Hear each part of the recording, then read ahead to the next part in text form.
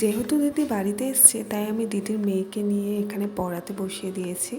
ও এখন সবেমাত্র নার্সারিতে ভর্তি হয়েছে।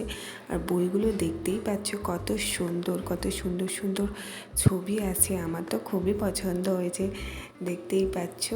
তো আমি ওর সব বইগুলো উল্টে উল্টে দেখছিলাম। ছবিগুলো তো খুবই সুন্দর। আর এমন ছবি দিয়ে যদি বাচ্চাদের বই হয় তাদের পড়তেও অনেকটা সুবিধা হয়। যাই হোক, আর লাস্টের এই ছবিটা দেখতেই পাচ্ছ কতটা কিউট লাগছে। যাই হোক, ওকে আমি পড়াতে বসেছি আর ও তো পেন্সিল দিয়ে লিখতেই চাইছে না।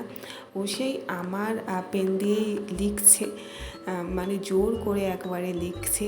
আর আর ও এখন সব পড়াই জানে। মানে ওর মা স্কুলে ভর্তি করানোর আগে থেকেই ওকে প্রত্যেক দিন পড়াতে বসাতো।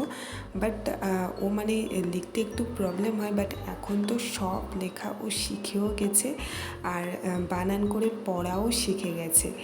আর এই বানানগুলো মানে বলে দিতে হচ্ছে একচন্দ্রের বানানগুলো, মানে খুব তো বাচ্চা তো এখন এইসব শিখতে একটু হয়তো টাইম লাগবে।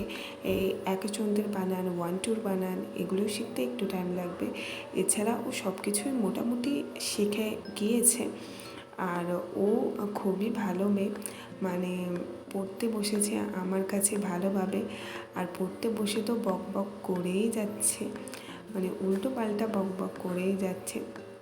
আর ও শুধু আমার কাছে বকবক করে তা নয়, ওর মায়ের কাছে পড়তে বসলেও প্রচণ্ড পরিমাণে বকবক করে। ওর মা তো বিরক্ত হয়ে যায়। যাই হোক, বকবক করুক আর যাই করুক, পড়াশোনাটা করলেই ভালো।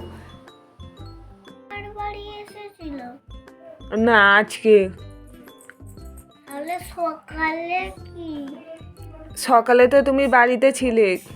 আর একটুখানি পড়াশোনা করে নেওয়ার পরেই দেখতে পাচ্ছ ওর দুষ্টুমি আরম্ভ হয়ে গেছে। পেন নিয়ে আমার হাতে তো লিখে ভর্তি করে দিয়েছে, সেটা দেখতে